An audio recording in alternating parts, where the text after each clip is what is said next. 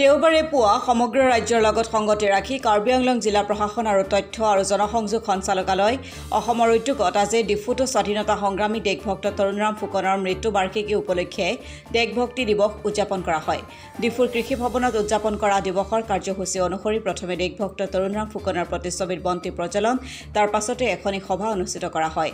সভাত অতিথিৰূপে অংশগ্ৰহণ কৰি বিশিষ্ট কবি পদ্মশ্ৰী ধনেশ্বৰ ৰিংটি, জ্যেষ্ঠ সাংবাদিক মুকুল চন্দ্ৰ বৰুৱাই চৰকাৰৰ এনে পদক্ষেপক শলাগ লোৱাৰ লগতে এনে অনুষ্ঠানৰ দ্বাৰা উঠি অহা নৱপ্ৰজন্ম যথেষ্ট উপকৃত হ'ব বুলি আশা প্ৰকাশ কৰে।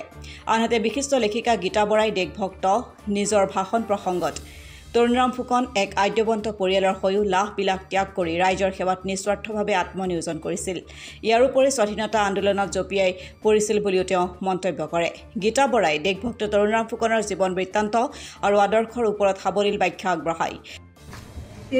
যেতিয়া আমাৰ শিক্ষাৰ প্ৰসাৰতা একেবাৰে নাছিলে আমাৰ দেশখনত, সেই সময়তে তেখেতে প্ৰেচিডেঞ্চি কলেজত পঢ়িছিল কলিকতাৰ।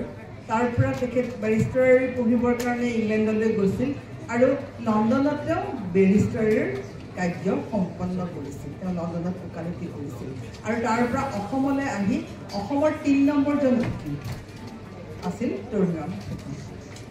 তৰুণৰাম ফুকন এনেইতো বৈষয়িকভাৱে অত্যন্ত চহকী আছিল, কাৰণ তেওঁৰ দেউতাক আছিল বিজনীৰ ৰজা আছিল, ৰজাৰ তেওঁ দেৱান আছিল। দেৱান মানে আজিকালিৰ মন্ত্ৰী আছিল। গতিকে এটা সমৰ্থবান পৰিয়ালৰ এজন সক্ষম সন্তান হিচাপে তেখেতে শিক্ষাৰ সুবিধা পাইছিল আৰু সেই সুবিধাটো তেখেতে গ্ৰহণ কৰিছিল। তেখেত খুব ভাল চিকাৰী আছিল। আপোনালোকে জানে যে এই অনুষ্ঠানতে দেশভক্ত তৰুণৰাম ফুকনৰ জীৱন আৰু কৰ্মৰ বিষয়ে ছাত্ৰ ছাত্ৰীৰ মাজত অনুষ্ঠিত কৰা ৰচনাৰ প্ৰতিযোগিতাত স্থান লাভ কৰা সকলক বঁটা প্ৰদান কৰা হয়। অনুষ্ঠানত জিলা তথ্য আৰু জনসংযোগ বিভাগৰ উপ সঞ্চালক গগন নাৰ্জাৰী, জিলা জনসংযোগ বিষয়া উৎপল ডিমাছা উপস্থিত থাকে। বিদেশী যিখিনি সাজ পোছাক সেইবোৰ তেখেতে পৰিধান কৰিছিল, সেই সকলোবিলাক তেখেতেই প্ৰথমতে তেখেতৰ বাসগৃহৰ সন্মুখত জ্বলাই দিছিল আৰু তাকে দেখি বহু ৰাইজে তেওঁলোকৰ নিজৰ নিজৰ এই বস্ত্ৰ আনি পেলাই সেই জুইত সঁপি দিছিল, জুইত জ্বলাই দিছিল। এইটো এটা কম কথা নহয়। তাৰ পিছৰ পৰা তেখেতে সদৰৰ অৰ্থাৎ কপাহৰ পৰা সূতা উলিয়াই সেই সূতাৰে কাপোৰ বৈ সেই কাপোৰহে পৰিধান কৰিছিল।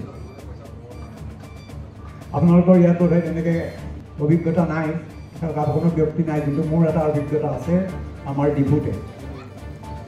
মই তেতিয়া ঠিক চনটো মনত নাই, কিন্তু 50-60ৰ ভিতৰতে মই তেতিয়া LP স্কুলত পঢ়ি আছোঁ, ডিফু বেচিক স্কুলত। ডিফু বেচিক স্কুলৰ মই ছাত্ৰ। আমি তেতিয়া সূত্ৰদ্ৰব্য বুলি এটা আমাৰ এটা বিষয় আছিল।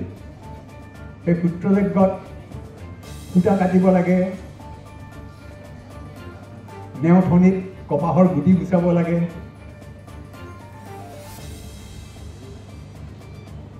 আৰু সেই টাকুৰিত সূতা কাটি পেলাই সেই সূতাৰে কাপোৰ ববৰ কাৰণে নেচা হিচাপে ভাগ কৰিব লাগে। এইখিনি আমি কৰিছিলোঁ। সেই দিনটো মোৰ এতিয়াও মনত আছে। আৰু তাৰ কাৰণে এইটো যিহেতু এটা বিষয় হিচাপে লৈছিলে, গতিকে ইয়াত মাৰ্ক আছিলে। আমি টাকুৰিত সূতা কাটিছিলোঁ,